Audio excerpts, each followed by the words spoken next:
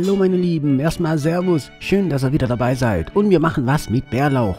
Ja, weil es ist jetzt Bärlauchzeit, der kommt jetzt aus dem Boden heraus im schattigen Wald. Aber nicht lange, dann kam der Nobby und hat ihn mal kurz mitgenommen.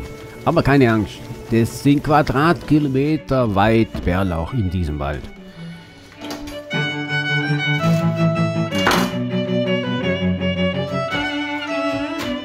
Natürlich habe ich auch diesen Bärlauch gewaschen und getrocknet in einer Salatschleuder.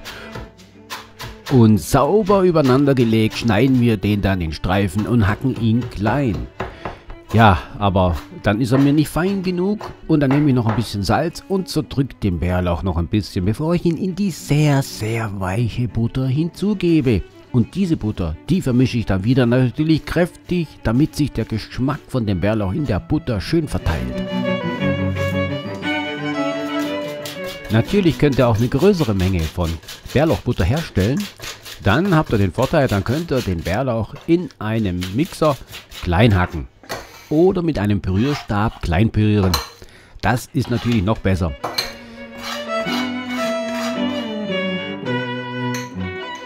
Wichtig ist halt, dass der Pürierstab eine gewisse Menge hat zum Pürieren, sonst funktioniert das nicht.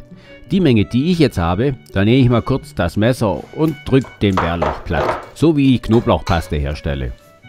Und damit das Ganze noch ein bisschen frischer wird, geben wir noch ein paar Spritzer Zitronensaft hinzu. Und schon ist das Ganze fertig. Wir können uns ein schönes Stück Fleisch anbraten und probieren dann mal diese super leckere Bärlauchbutter. Als weitere Alternative geht natürlich auch Pasta al Burro.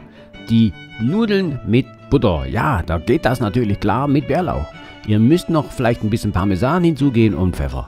Dann ist das ein super Essen. Aber wir sind am Ende angekommen. Ich hoffe, es hat euch gefallen. Und ich hoffe, ihr macht mal diese super leckere Butter mal nach und berichtet mir, wie es geworden ist. Also auf geht's, Leute. Berichtet mir. Jawohl. Also tschüss, bis zum nächsten Mal. Bleibt gesund und bleibt am Ball.